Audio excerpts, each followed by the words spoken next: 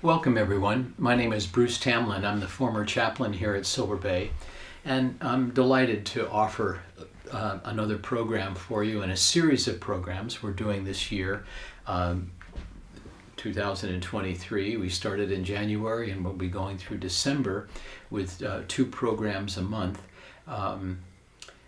The program that we're focusing on right now is this whole idea, the whole year, is the title, Making the Most of This Precious Life. And how can we be living this abundant life? How can we be living a life that has a sense of inner joy and wholeness to it? That again, this life we've been given is a gift. And how do we make the most of this gift? And that's what all of these sessions are for this year under this title.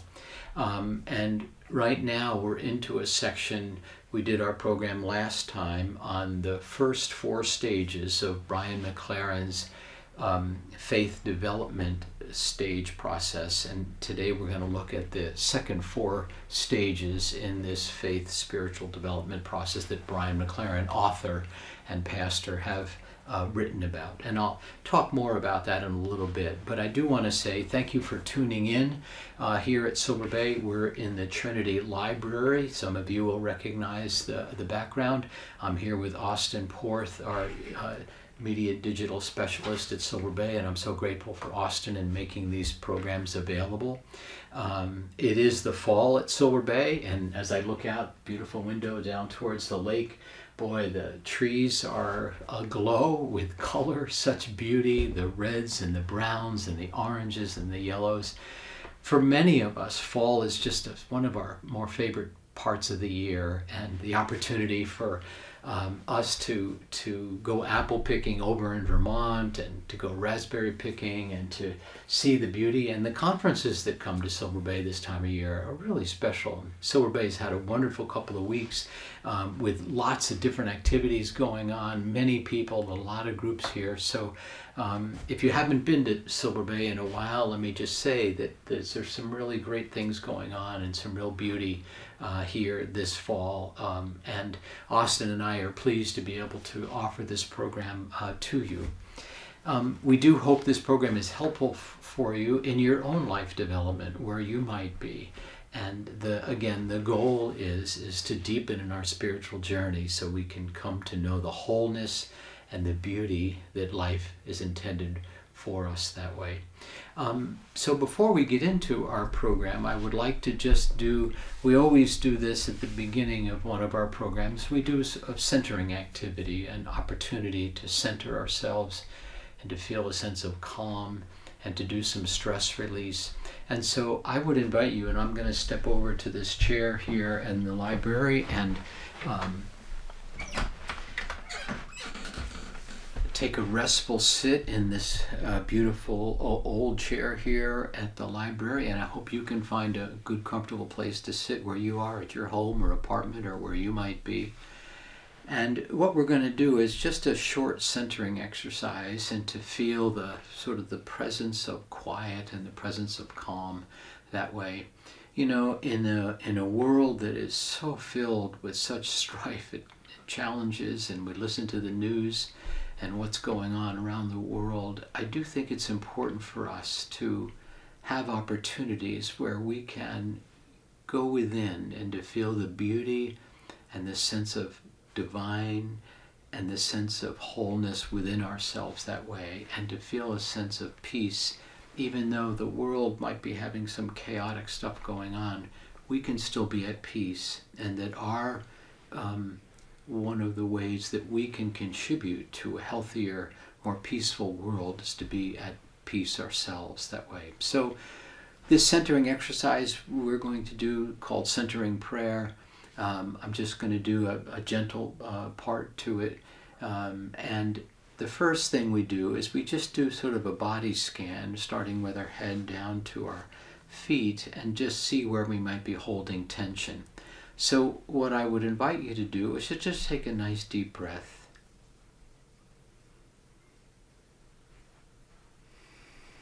And let that breath out, and invite you to close your eyes and just sort of in your mind's eye sort of scan your head and neck area to see if you're holding any tension.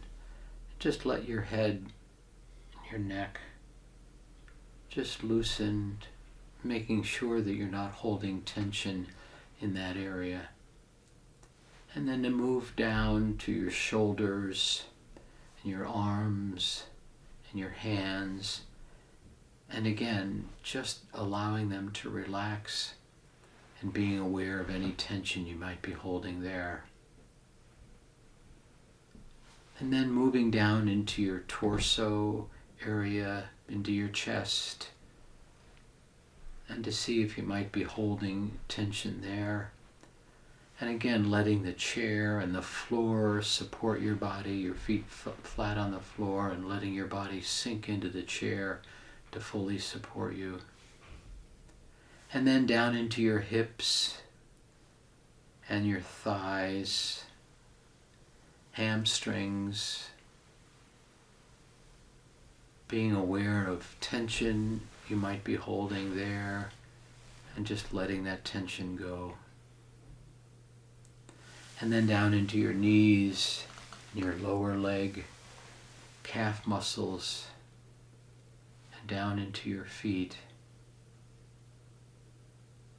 Just being aware of any tension you might be holding there. And again, letting your body relax into the chair and feeling a sense of calm and centeredness and groundedness. And then we're going to do just a short breathing exercise where we focus on our breath. So we're aware when we inhale, and in our mind's eye, aware of our exhaling. And as we exhale, we would say a word to ourselves, a word that brings a sense of comfort and calm to you. It might be a word of joy or peace or love, or a word that just helps bring to mind to you, again, a sense of peace and calm. And so, again, in our mind's eye, we're aware of our breath in and our breath out. And as we exhale, in our mind's eye, we say this mantra word. And again, inhale and exhale with our mantra word. And inhale and exhale and saying our mantra word. So what I would just invite you to do this 3 or 4 times, and then we'll come back together. Again, being aware of inhaling and exhaling.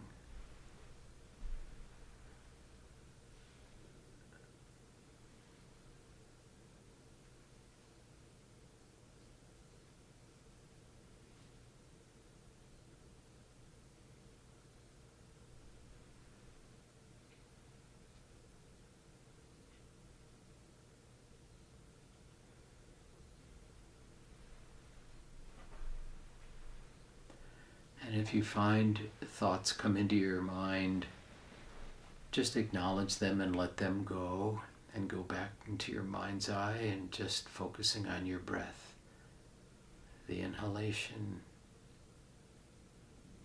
and the exhale, and saying your mantra word a couple more times.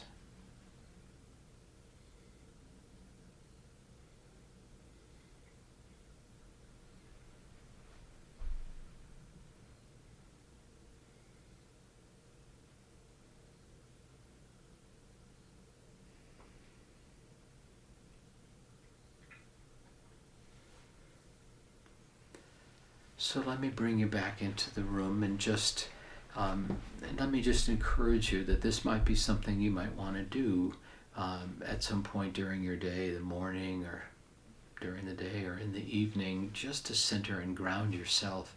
Again, in a world that seems to have so much going on, and maybe you have a lot going on in your life, this spiritual practice is a simple and gentle one that just can keep bringing us back to the beauty that's within us, the sense of the divine that's within us, and the sense of wholeness that we have. So thank you for doing this, and again, I invite you to do this as often as you would like to.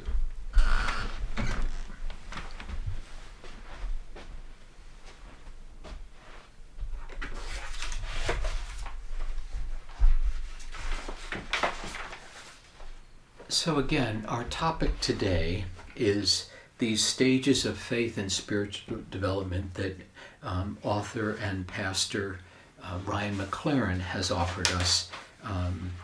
And this material is taken out of his book called A New Kind of Christianity, which was published by Harper One in 2010. And just for a brief review, for those that were not able to be with us in our last session, I'll just go over the first 4 stages that he outlined for us, and then we'll get into the new material, the last 4 stages, and just a couple of introductory remarks. There are a number of theories around spiritual stages of development. There are many of them, and you can Google and find a number of authors and researchers have put together different ways of looking at stage development, spiritual development that way. And so it might be worth looking up not just McLaren's work, but the work of other researchers and authors around spiritual development that way. And again, I want to let you know that I've expanded a bit on what McLaren presented. His model was focused on somewhat sort of the history of humanity around sort of spiritual development, stage development. I'm taking his work and overlaying the concept of individual stage development that way, how you and I might deepen in our faith journey that way. And so knowing that that's what I've done, as you read McLaren, or if you happen to read this section in his book, you'll see he approaches it from more of a cultural standpoint. I'm taking his work culturally and applying it to us individually as we go through stages of development in our own faith work that way. And so a couple other introductory remarks that might be helpful that way. We do have this, of course, this understanding that we are spiritual beings, that we're not just a mind and a body, but that we have this spiritual aspect to us that way, an existential dimension to us, that there's something greater that way. And oftentimes we talk about sort of getting in touch with this part of ourselves, and we think about it as inner work. How do we do inner work? How do we come to understand ourselves more? How do we come to be more conscious of our behavior, how we act, how we treat others, more conscious of this idea that we want to develop a greater sense of self-love, the ability to kind of care for others, the ability to get outside of ourselves and do some work that kind of serves the greater good that way. And so, and again, just as a reminder, we all at times, I want us to be gentle with ourselves, but we all at times sort of make some mistakes. We do some things that don't support our life that way. And rather than judging ourselves around that, we can forgive ourselves and move forward through that and let that go, so we can go back to living a more whole life on a regular basis that way. And so forgiveness is an important part of this journey as we look at these stages. And again, you might feel you're at a certain stage. Please don't judge that. The idea that we're always sort of developing and always growing, and actually sometimes we might feel like we're at an more advanced stage, and then we drop back to a stage previous that way, and then work our way back towards that higher stage.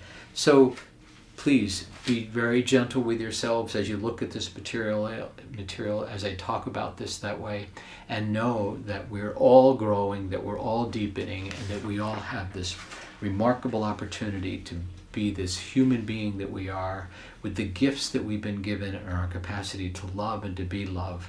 That's loved, that's really real. And so I do want to go back and just review briefly the first 4 stages of these 8 stages. And this first stage is the quest for survival. How do we survive and make sure that we have food and water and the opportunity to live somewhere and the opportunity to support ourselves that way? Survival is that very first stage that we talked about last time. The second stage is the quest for security. Once we've figured out how to survive, how do we gain some security, that we don't have to live in fear, that we're able to take care of ourselves that way and not just be stressed out all the time, and have a sense of inner security and outer security that way. The third one in this stage of development is the quest for power. Sort of, how do we have agency over our life, that I have some ability to have direction to my life, and I have some agency over my life, that I'm able to care for myself with some power that I've consolidated. Now, we see power being used in the world in a lot of negative ways. That's not what I'm talking about. I'm talking about having an inner sense of power, an inner sense of control over our life. That's the third stage. And the fourth stage that we talked about last time was this quest for independence, and the opportunity that we have to be independent that way, and not to be codependent, but to be able to live in such a way that we have a sense of self, and that we don't have to please people, we don't have to take care of other people all the time, that we're able to live our life with a sense of wholeness and an emotionally sense of healthiness about our life. That fourth stage, this quest for independence, is an important stage for us that way. So I'd like to get into the newer material now, the next 4 stages of faith and spiritual development that McLaren has proposed for us. And this 5th stage is called the quest for individuality. This is a really important stage for us. Once we move through independence, we gain a sense of independence, that we're not codependent, that we have a sense of selfhood that way. The quest for individuality, what does this mean? It's, again, an important stage to become a healthy person that way. And in this stage, we're free to discover and express ourselves as autonomous, independent individuals. So I have this sense of individuality, that I'm different from other people, and it's okay for me to be different from other people, and it's okay for people to be different than I am that way. And there's no judgment here around those differences. There's just an acceptance of my uniqueness and their uniqueness that way. And this sense of individuality, there's a deep sense of respect we have for ourselves, that this is, and it's not a sense of elitism or that you're better than or anything like that, but it's clearly a sense of the individual that I am. I can hold on to my idiosyncrasies, who I am, how I behave that way, and I don't have to conform to other individuals, that I know myself that way, and I can express myself in ways that make sense to me. Here we are coming into more of a joyful understanding of our own personal freedom, that I have the freedom to express myself and my individuality. There's a lot of really, I think, interesting things going on in our culture and around the world about individuals being able to express who they are, and being able to not have to hide, not have to sort of suppress who they are that way, because it's not acceptable that way. And so I think there's a great opportunity for all individuals to feel this deep sense of self-respect in the individual that they are. There's a real freedom happening that way. We're moving away from having to follow sort of what other people intend for us, that we're living our own sense of self that way. And again, moving away from having to please others. And in this stage, we're aware of our relationships that might be sort of codependent, that I don't have to be codependent on somebody else to be okay. I'm okay in just who I am that way. And so that healthy sense of self allows us then to function in the world with less stress and less anxiety and more of a sense, again, of wholeness that way. Here we do have a greater sense of selfhood. We tend to become our own person. We talk about our own person, owning ourselves that way. And we work towards sort of personal goals and ambitions that we have and desires that we have. And by doing that, we're actually coming to a clearer and a stronger sense of what our calling is, what we're to do with our life, how we're to contribute to the greater whole that way. We come to this stage in a way that we understand the concept of self-love. This is where self-love really begins to come into play, that I kind of like who I am, I kind of love who I am that way. Not in a narcissistic ego sense of way, but a healthy sense. We call it a sort of a healthy sense of narcissism, a healthy sense of being comfortable with who we are. And at this stage we come to be able to know and integrate a greater sense of inner joy that way. I like who I am. I like the life I'm living. I like what I'm doing. I like where I'm at in my life that way. So this such an important stage for us to, again, to come into this selfhood. And this is a stage where if we're not feeling this sense of individuality as much as we might like to, this sense of self, this is a good stage to think about, well, maybe I should go talk to somebody that can help me develop this further.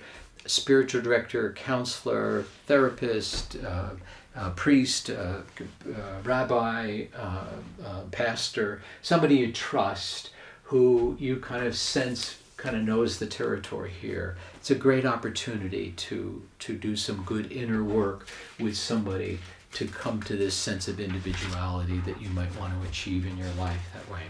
So this stage 5, such a beautiful stage that McLaren outlines, and I've over the years really enjoyed connecting with people around this stage in my work, my past work as the chaplain at Silver Bay. The 6th stage here is the quest for honesty and humility. This again is another very important stage for us.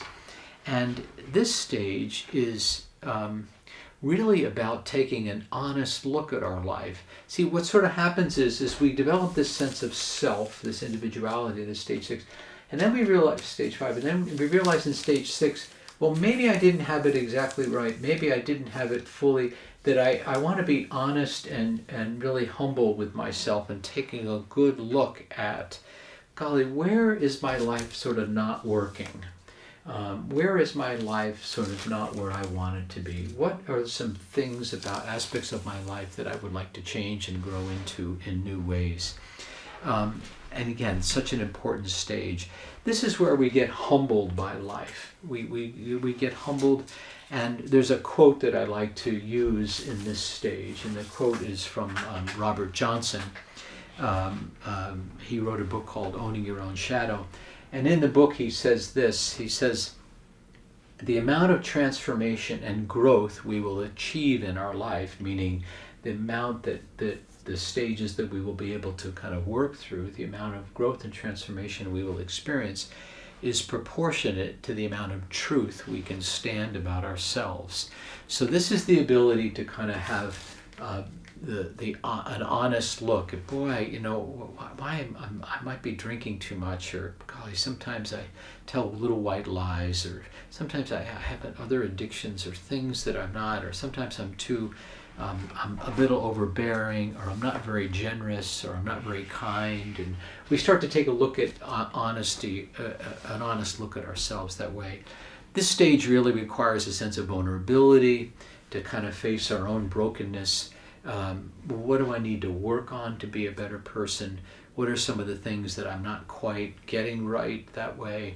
And again, there's a book that helps. I just quoted Robert Johnson, and the title of the book again is Owning Our Own Shadow. It's owning those pieces of, and we've talked about this earlier in the sessions. A couple of months ago we talked about shadow work and the idea that we all have a shadow. And this book called Owning Your Own Shadow can help us to do this, work through this stage 6.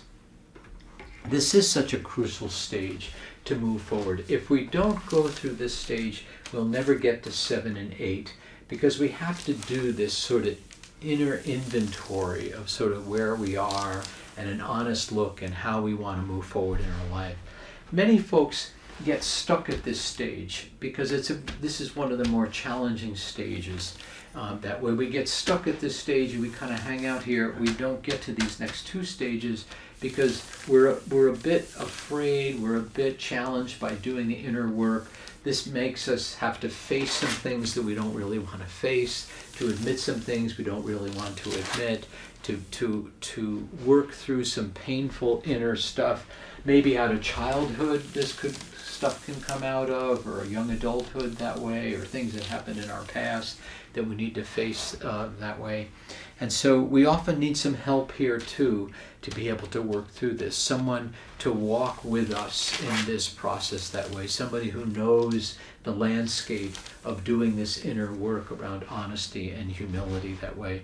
I can't overemphasize this enough, that the ability to do this stage 6 opens up stage 7 and 8 for us that way. And so this honest, very humble way of looking at our life is this stage 6, and such a valuable one for us.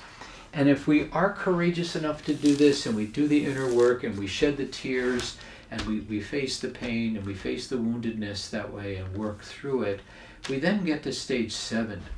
Beautiful stage. It's the quest to heal and for inner peace. And the reward for doing this work ends up right here, because we actually come to heal and we come to a greater sense of inner peace. We're courageous enough, again, to do stage 6. Stage 7 opens up the real opportunity to gain a sense of wholeness, because we find ourselves really feeling a great sense of gratitude for our life when we're at this stage. And this is where we heal, where we come to sort of feel a unity about ourselves, when we become liberated around who we are. And it's a quest to discover a larger, more beautiful whole in our life that way, a real inner peace, a real inner contentment. We find ourselves feeling connected to all things that way. We find ourselves being able to relate. There's not as much angst. There's not as much judgment of ourselves and others that way. There's an African word that helps us understand this. The African word it's spelled Eubunto, and Ubuntu. I hope I'm saying that right. Ubuntu.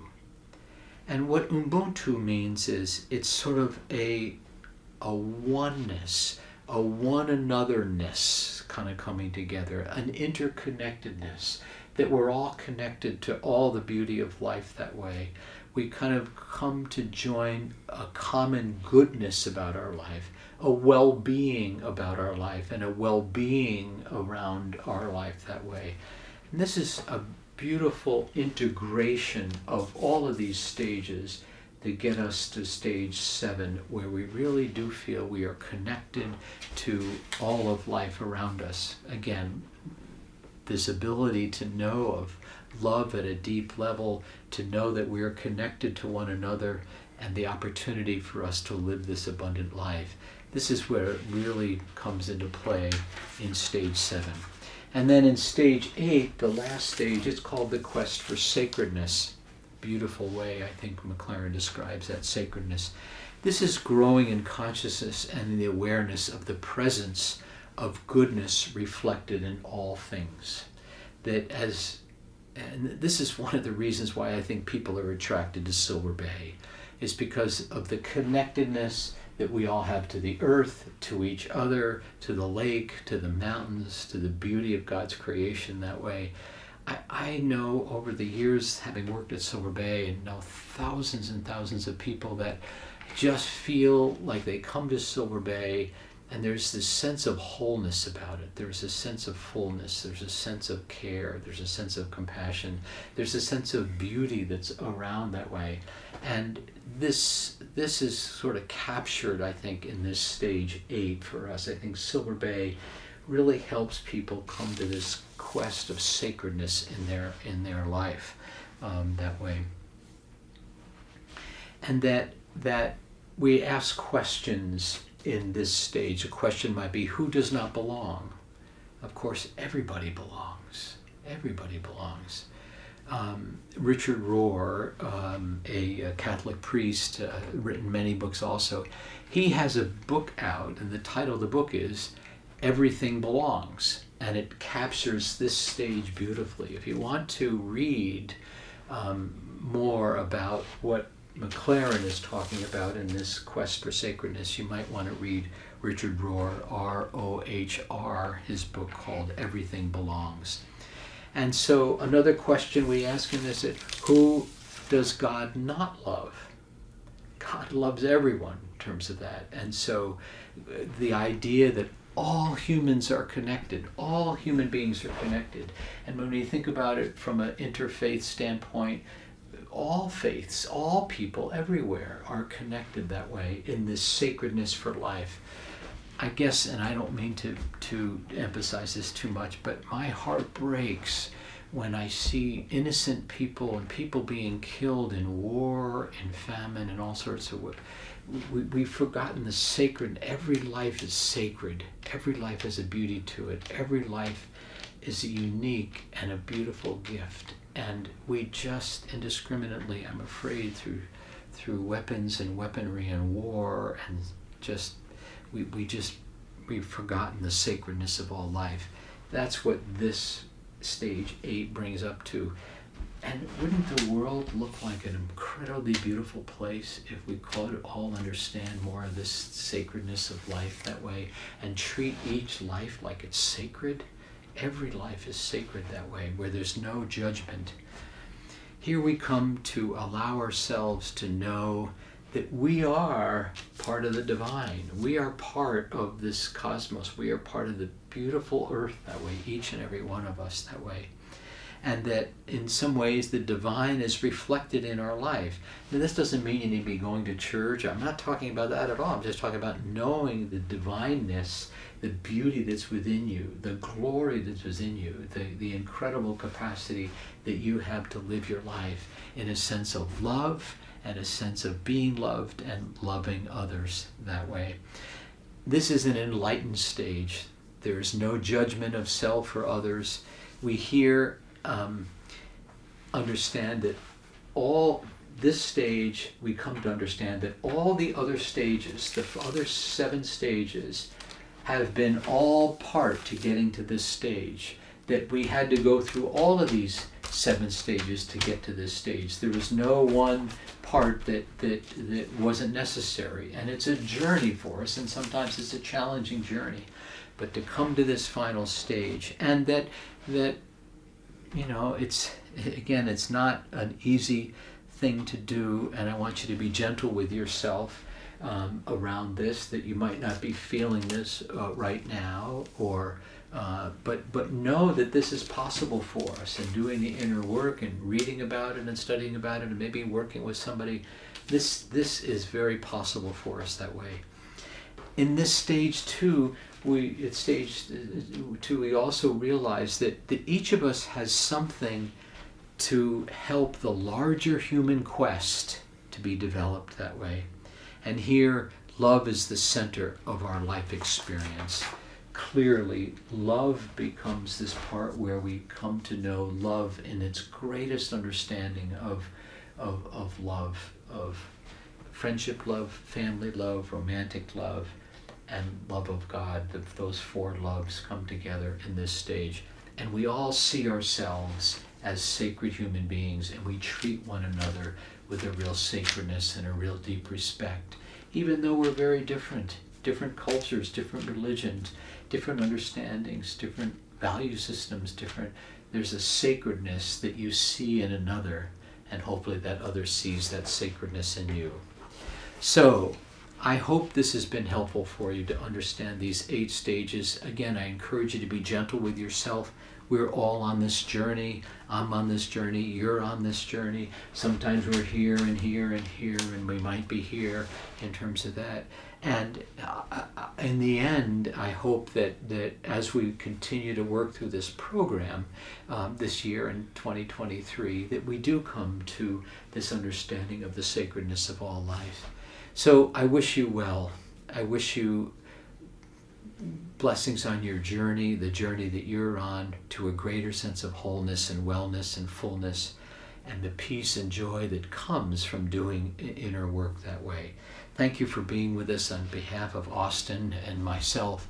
We wish you well, take care, and we look forward to seeing you at a future program. Bye now.